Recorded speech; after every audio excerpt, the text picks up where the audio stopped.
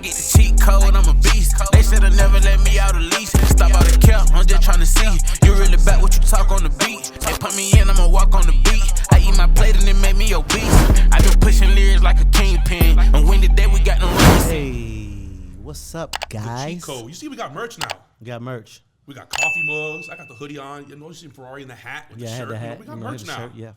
So can we tell people to shop? Yes. Get the Cheat Code Podcast. The cheatcodepodcast.com.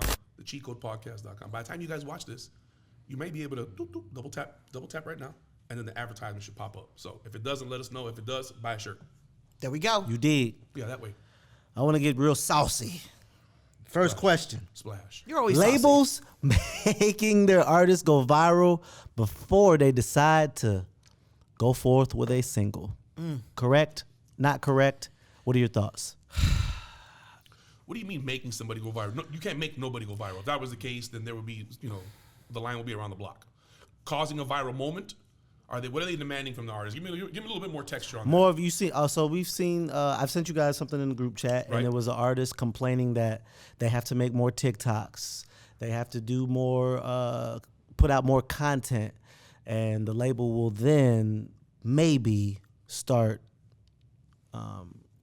supporting them and what they have going on, paying them some more attention. I'm very artist friendly, so let me start by saying that. And I think labels have to really believe in the artist, and labels have to do marketing and promotion. But I also believe that the artist has to play a very upfront and assertive role in their own career. They have a responsibility to themselves to control the amount of posting and the amount of promotion that they do themselves.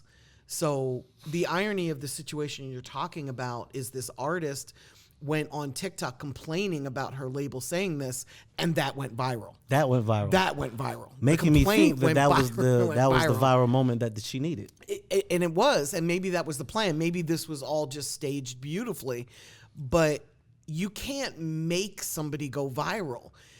You can ask them to post. You can be, as an artist, you can, have a camera crew follow you around and give you more content. You can post more content. You can be more creative. Mm-hmm. And I think every artist needs to do that. Like, even my clients that are indie do that. Like, we post more content than music because that's what the world is today. So as an artist, you can't just live in a bubble and say, I'm not going to promote myself. I'm not going to create content.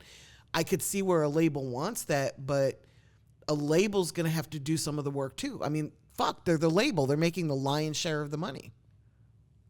I don't know. And some deep-rooted part of me wants to believe that you got the game messed up, bro. Like, you mean to tell me that the major corporation that you're asking to put millions of dollars behind the marketing of your record is asking you to create content to market? So you found enough time to create a TikTok to complain about the very system that you want to use to get to the next level, but won't try to figure out how to use that same platform to create content that you could turn into monetized pieces to keep furthering your campaign. Correct.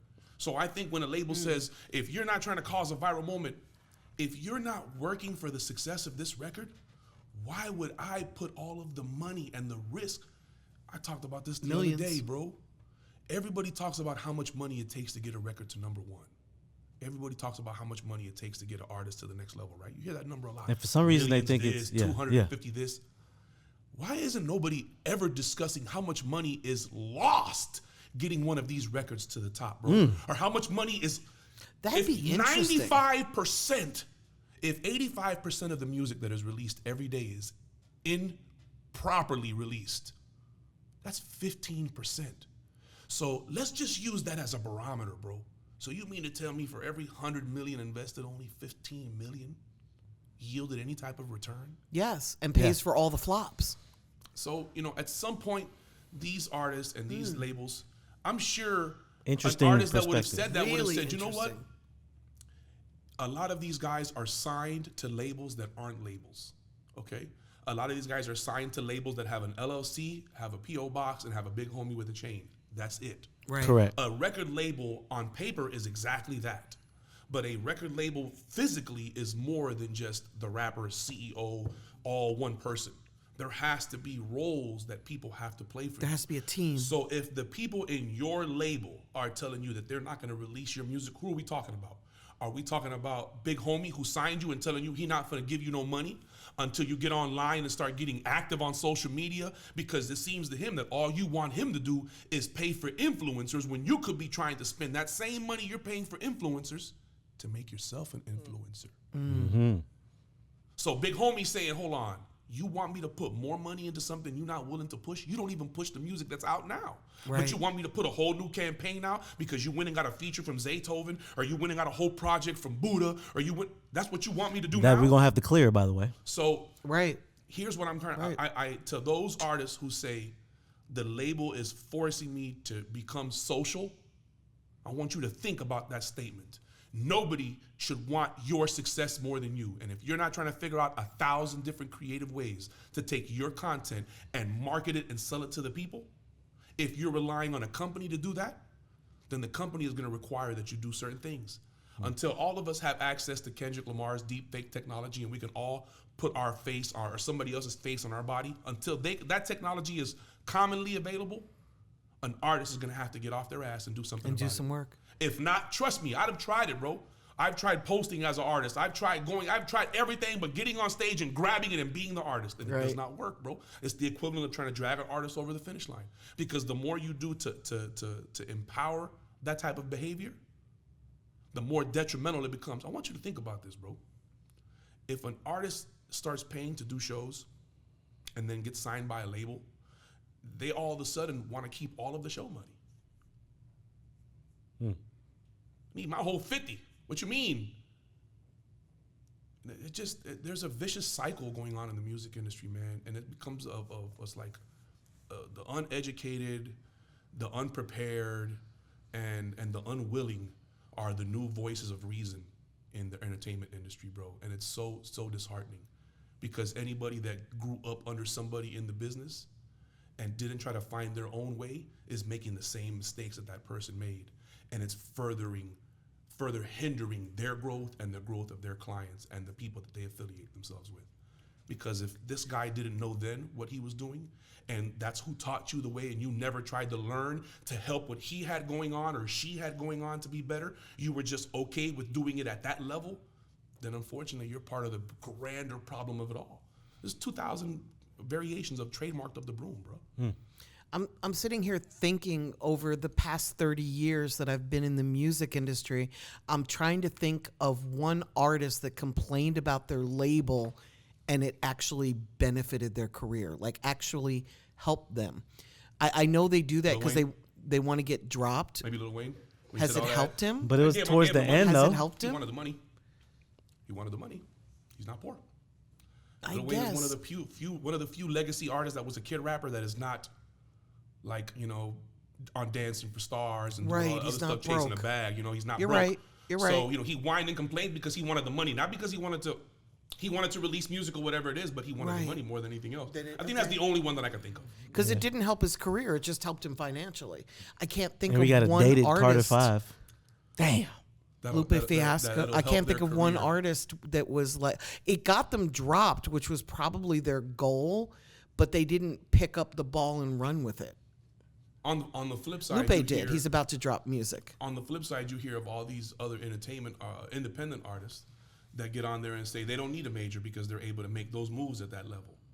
I don't need nobody. So that's why I did it on my own and all this other stuff. And that sounds great, but you have to mention all of the other stuff that you had to do. You were doing 6 unclearable features a month to get the money to be able to pay for the radio campaign so you can keep doing the chitlin circuit, so that you can keep going back in there and getting your feature money. You forgot to tell that part of the story. And you forgot to tell the story that as many years you've been independent, you've never had a #1 record because you've never believed in your project enough to get it to the next level. The only times your record ever broken into the top 20 is when the distributor of that record decided to put the money up and pay for the radio campaign because you didn't believe in yourself enough to do it yourself. So when you sit around and you talk about, I'm a self-made boss, what are you saying to me? That you know what it takes to be successful? And if you do, why isn't your business handled? That's I a don't real know, bro. point. That's a real point. I want to switch gears a little bit. What do you guys think about athletes doing music? We have a lot of basketball players that Football players. rap. football players that rap. Wrestlers. We have Damian, wrestler friends that rap. Why Damian y'all looking at Lillard. me? What's the guy from? Shaquille O'Neal dropped one of the greatest Shaquille rap O'Neal? songs of all time. Shaquille O'Neal had a song with Biggie. I will Yes. say one of my favorite songs, Deion Sanders. Deion, yeah, must be the money. Must be the money. Ooh, that was that. Allen that. Iverson had a great album. It never saw the light of was day, decent. Practice, but it was great. practice, rehearsal. What do you guys think about athletes putting out music? I think that because they have the ability to have the money, that I think if we have the Drake result, then we can have the Mayweather syndrome. If people suffer from the Drake result, I think we talked about it on one of our episodes, Yeah, we did. where they want to start at the 10-year decade, then some of these celebrity artists can have what I'm going to now coin as the Mayweather syndrome, because they have the money and the ability to work with any producer, and they could be work in any studio and put out anything, and anybody wants to distribute it. They think that's enough, and I think it's been proven time and time and time and time again. You need more than money to be successful in the music industry. You do. And having a name is beautiful, but people that watch you for playing basketball may not necessarily listen to your music. Vice versa, people who listen to your music may never want to watch you play a basketball game. So you have to find and designate and target those people, and then understand that as an artist, for like a wrestler, we know a wrestler, and he's signed to Still actively. So how is that going to affect how they put out their records? Is the team going to frown on them putting out and marketing their records? Are they going to be wise enough to invest in some of the advertisements inside the arena? Like, if you're an artist and you're going to put out your record at that level, that's the kind of stuff that I'm talking about doing. If you're thinking that because you're an artist and you're going to put it up on iTunes and it's going to go platinum, hey, Antonio Brown, we're talking to you. Yeah. I'm really fortunate. I have athlete clients that invested in talented artists instead of necessarily putting out themselves as the artist. But I think that if you're still an athlete and you're still playing sports, it's really hard to focus on running a company. So you've got to have good people in place that can actually do the work for you. And you can step in where you want to, and you can be the face of it, but you've got to really rely on people that aren't running up and down a field or running up and down a court or getting hit with chairs. You got all the money in the world and you pay the best of the best, top dollar, because you think that you pay more for quality. And what you've been doing is empowering the destruction of a culture, because you're giving people money to pay for your results. And this business, it's the treatment that determines if we have to go get a cure. There's no treatment. I want to be healthy. Hey man, you gotta eat, you gotta run, you gotta take your pills, you gotta wake up in the morning, you gotta stop holding your pee, you gotta go pee when you're supposed to, you gotta drink more water, at least 40 ounces a day. No, I don't want to do that. How much do I pay? Can I just hook up to a machine while I'm sleeping at nighttime and sleep in a hyperbaric chamber? I got more money than I got time. It's in a perfect world, yeah, bro.